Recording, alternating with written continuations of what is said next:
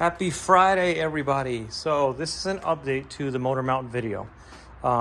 See, I have the airbox back out because I was cleaning it. I over oiled those things and they were still dripping, so I needed to clean those. But this is about the motor mounts. So you see I have the RSS mounts back on. The reason I have the RSS mounts back on is because I did my little ride. I did a ride yesterday on a very twisty road and I had a surprise. The OEM mounts were so smooth, I kept coming into corners hot because I wasn't getting enough feedback to let me know, hey, you're going too fast.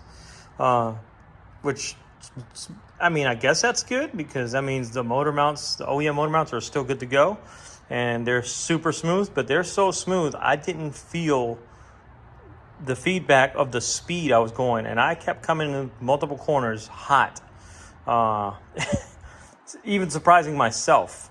So I'm putting these back on and I'm going to do the exact same road at the same time of day just to see what the difference feel is. Now, because I'm doing it back to back. So back to back, I'll know for sure which one I'll like better. So that's not what this is about either. This is about torquing. So I'm going to put the camera right here so you can see it. So what I've done is I've lowered this a little bit so that I can torque these. This is important. When you're torquing these two, you're torquing them to this block, to the chassis. You're not torquing it to the engine mount. So if you raise this too much, you'll put tension on here and you'll get a false torque. You'll torque these to 18, but it's because they're tensioned from underneath. So that's lowered a little bit. So if you watch it really closely, see if I can, actually let me turn on the light. All right, that should be better with a little light. So I'm gonna lift it up and watch. You'll see it come up. See how it comes up? Now I've already torqued these. So I already know these are torqued to 18 foot-pounds. So if you're not sure, when you wanna back it off, don't back it off too much.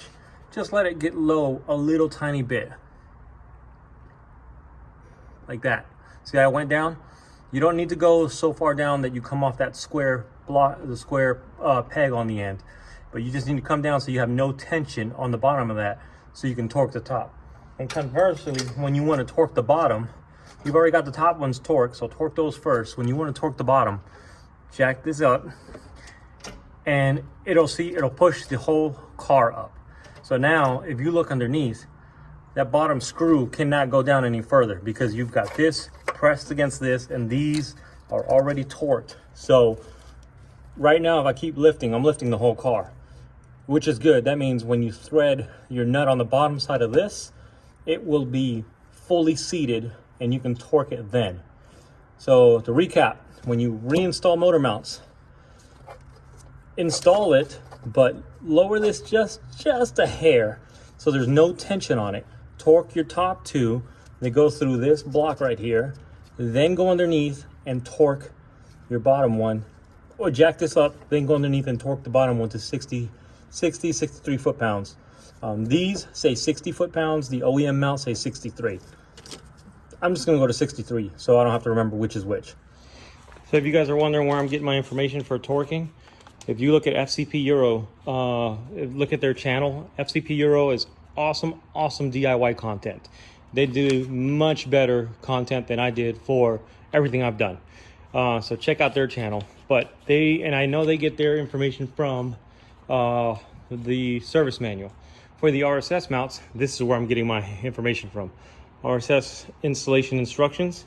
And if you see, the top bolt says 25 Newton meters or 18 foot-pounds, use original equipment. And for the nut on the bottom, it says 83 Newton meters or 60 foot-pounds. Original equipment is 12 millimeter nut. Well, on my car, on 997.2, it's a T55.